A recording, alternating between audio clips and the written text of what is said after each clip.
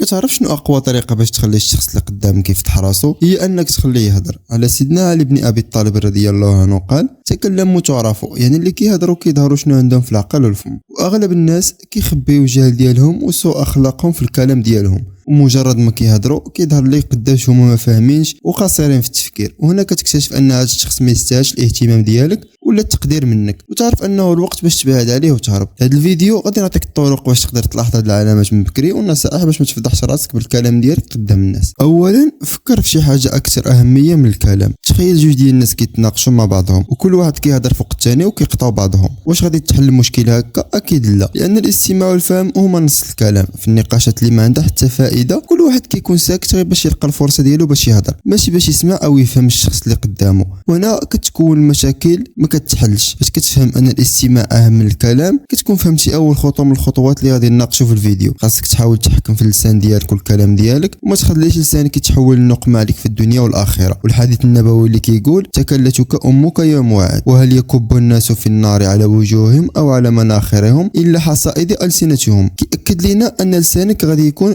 محاسب عليه. ثانيا، ما تدخلش في نقاشات اللي ما عندها حتى قيمه. تخيل انك جالس مع الناس وواحد فيهم كيهضر في شي نقاش تافه وكيقول كلام غبي، وحاول تصح ليه ولكن هو مصر على الخطا ديالو. فاش كينفعك انت هذا النقاش؟ فوالو. خليه يتخيل انه ربحك. ما تناقش مع الناس اللي عندهم جار في مواضيع تافهه باش تحافظ على صحتك العقليه وشخصيتك قدام الناس، وما ديرش بحالهم في مستواهم. ثالثا، حاول تسول كثر ما تهضر. فاش كتخلي الناس يهضروا كثر منك كتخليهم يفضحوا راسهم بلا ما تتعب. الشركات في المقابلات الوظيفيه مثلا كيطرحوا اسئله مفتوحه باش يعرفوا اكثر عن الشخصيه ديال الشخص اللي قدامهم. تكلم عن نفسك. فين تشوف راسك بعد 5 سنين؟ هاد الاسئله اللي كتخلي الشخص يبان في الطبيعه ديالو، وكتكتشف ان كان طموح او لا اناني او لا نرجسي او كيخبي شي حاجه. الكلام كيعطيك فكره واضحه على شخصيه الناس.